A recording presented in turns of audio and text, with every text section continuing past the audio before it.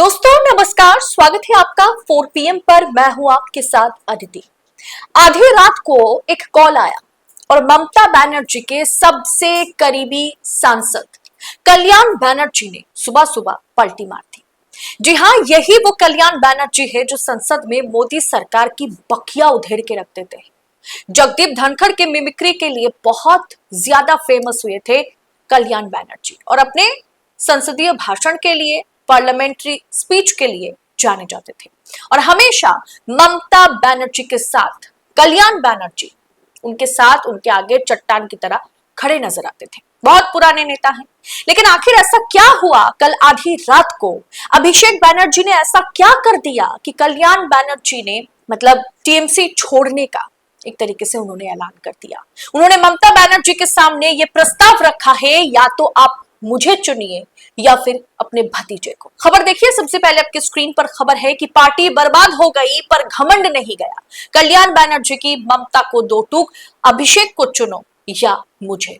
बंगाल में सत्ता बदलने के बाद टीएमसी में जो भूचाल उठा है उसमें कल्याण बनर्जी भी शामिल हो जाएंगे, ये किसी को नहीं पता था। लेकिन इसके पीछे एक बहुत बड़ा कारण है, बहुत बड़ी रीजन है। आप सुनेंगे तो आपको भी आप सोचने पर मजबूर हो जाएंगे कि शायद कल्याण बनर्जी के जगह पर कोई और होता तो यही करता। कल्याण बनर्जी बाकी विधायक या सांसदों की तरह नहीं है। ऐसा क्या हुआ कल रात को?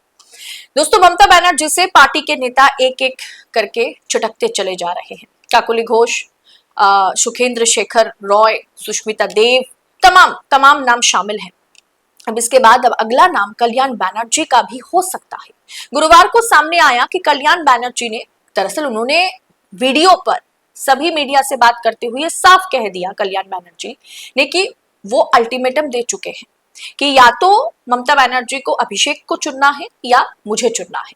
इसके साथ ही पार्टी के वरिष्ठ सांसद और वरिष्ठ कानूनी एक्सपर्ट, वो एडवोकेट है सुप्रीम कोर्ट के भी और कोलकाता हाई कोर्ट के भी, कल्याण बनर्जी ने एक बहुत बड़ा कदम उठाते हुए खुद को अभिषेक बनर्जी के कानूनी मामले से पूरी तरह से अलग कर लिया। लेकिन इस मामले में सामने आया कि उन्होंने खुद को केस से अलग नहीं किया, बल्कि इसके पीछे की कहानी कुछ और है।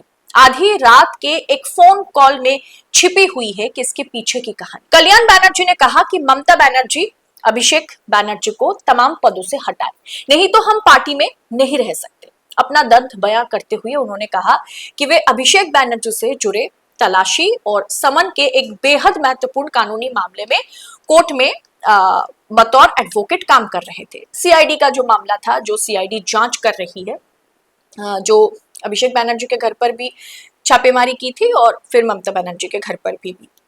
तो इस सीआईडी केस में हुआ क्या कि उन्होंने कोर्ट में घंटों इंतजार किया, केस की पूरी तैयारी की, लेकिन आधी रात को उन्हें अचानक बताया गया कि उनके जगह पर कोई और वकील को अभिषेक बनर्जी ने हायर कर लिया है।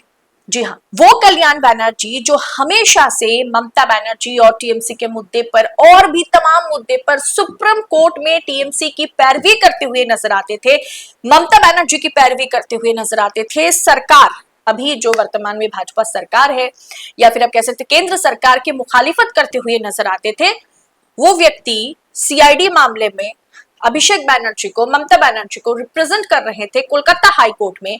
और अचानक से कल आधी रात को एक फोन कॉल के जरिए उन्हें पता चलता है कि अभिषेक बनर्जी ने उन्हें उस काम से, उस केस से हटा दिया और उनके जगह पर उन्होंने दूसरा वकील रख लिया है। जाहिर सी बात है कल्याण बनर्जी को यह बात पसंद नहीं आई और उन्होंने साफ कर दिया कि या तो ममता बनर्जी को मुझे चुनना है या फिर अभिषेक बनर्जी को, क्योंकि इस अपमान के बाद मैं इस टीएमसी में नहीं रह सकता। दरअसल उन्होंने क्या कुछ कहा है, जरा सुन लीजिए एक बार। Very good. I am not appearing, and henceforth I will not be appearing in any matter on behalf of Abhishek Banerjee.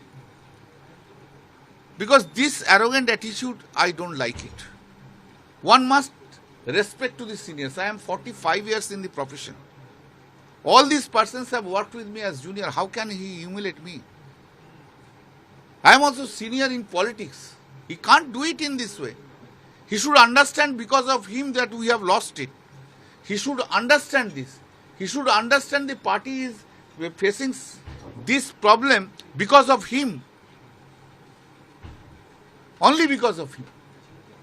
But he will be going disrespecting everyone. disrespecting me. This is not tolerable. I can't tolerate. I will request the Didi, if you depend upon the Abhishek Banerjee, then you remain with the Abhishek Banerjee, leave me. And if you leave Abhishek Banerjee, I am there. Who has destroyed our party itself. कल्याण बैनर्जी ने कहा कि मुझे dustbin की तरह इस्तेमाल मत कीजिए। कल्याण बैनर्जी ने इसे अपना घोर अपमान बताते हुए, जाहिर सी बात है ये अपमान है, लेकिन क्या सवाल यहाँ ये भी उठता है कि कल्याण बैनर्जी क्या डबल क्रॉस कर रहे थे? क्या वो भाजपा के भी संपर्क में है? ये हमें नहीं लगता कि ऐसा उन्होंने किया होगा, क्योंकि वो ममता बनर्जी के बहुत ही वफादार माने जाते हैं। जैसे आपको पता है कि राजनाथ सिंह हो या फिर आप जानते हैं कि अमित शाह हो, वो कभी भी मोदी का साथ नहीं छोड़ेंगे। वैसे ही कल्याण बैनर्जी है ममता बनर्जी के लिए।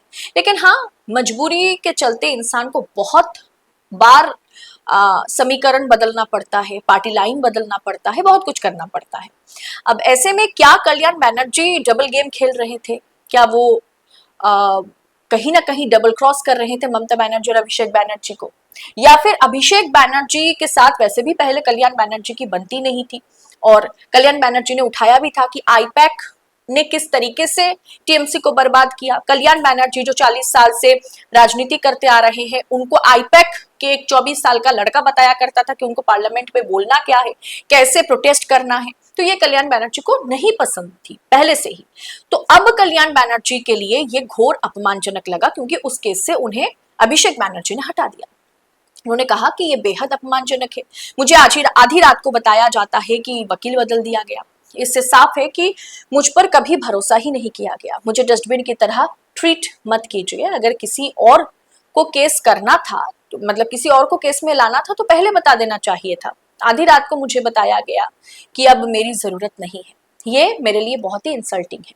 कल्याण बैनर्जी ने सीधे तौर पर ममता बनर्जी के भतीजे अभिषेक बैनर्जी पर अहंकार का आरोप लगाया, जो आरोप हर कोई अभिषेक बैनर्जी पर लगा रहे हैं। मैंने आपसे कहा ना कि ममता बनर्जी के लिए वाकई दो ऑप्शन है, मतलब दो ऑप्शन में से उनको एक चुनना है। या तो उनको अपने भतीजे के साथ रहना है या फिर उनको पार्टी बचाना है। और शायद ममता बनर्जी अभिषेक बैनर्जी के साथ ही रहना पसंद कर रहे हैं।